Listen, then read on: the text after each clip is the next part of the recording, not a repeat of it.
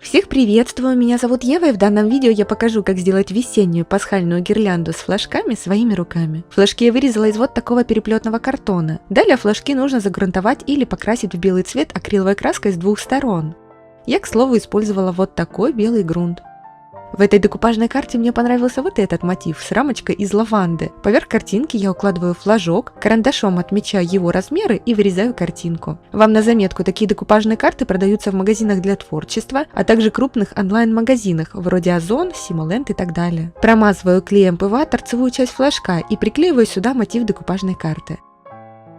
Ну и все морщинки на поверхности разглаживаю обычной бумажной салфеткой.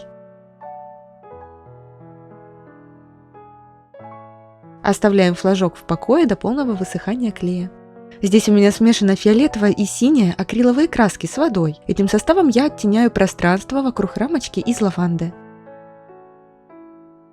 Снова оставляю флажок сохнуть. Этот молд курочки я сделала своими руками. Как научиться делать такие молды я показывала в отдельном видео, ссылочкой поделюсь в описании. В этот молд я помещаю белый воздушный пластилин. Готовую фигурку с обратной стороны покрываю клеем ПВА и приклеиваю по центру флажка.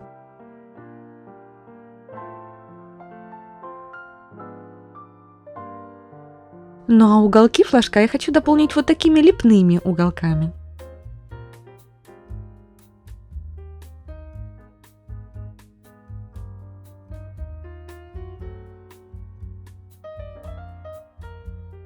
Далее нужно дождаться, когда лепнина высохнет. Я в это время займусь декором следующего флажка. Здесь изображен вот такой милый деревенский мотив. Этот флажок я уже дополнила лепными уголками. И сейчас буду вить гнездышко. Гнездо можно сделать из сизаля. Скручиваем его в жгутик и проклеиваем улиточкой.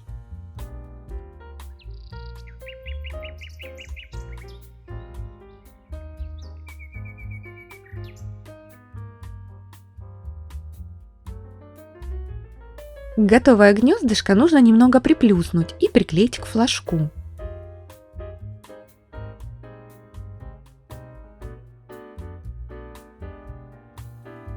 Я решила выше гнезда посадить птичку.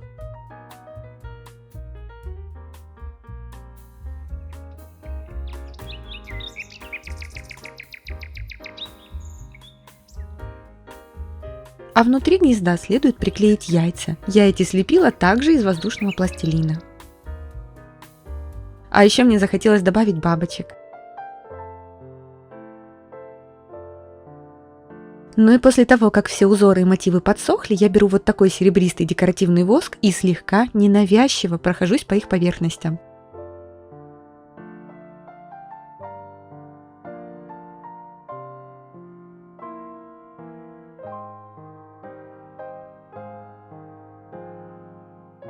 Далее, сверху каждого флажка я приклеиваю декоративный шнур.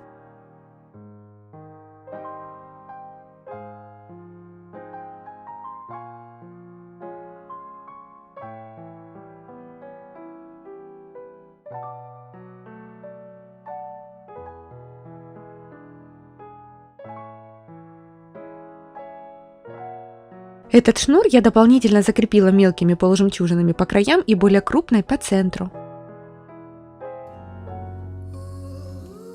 Вот такая милейшая весенне-пасхальная гирлянда с флажками у меня получилась. Этот винтажный стиль с нотками Прованса меня буквально покорил. Кстати, я долго думала, покрывать ли мне флажки лаком, и пока решила этот шаг пропустить.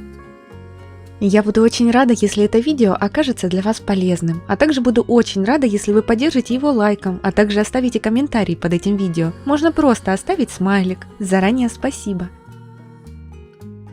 Обязательно берегите себя и своих близких. До новой встречи!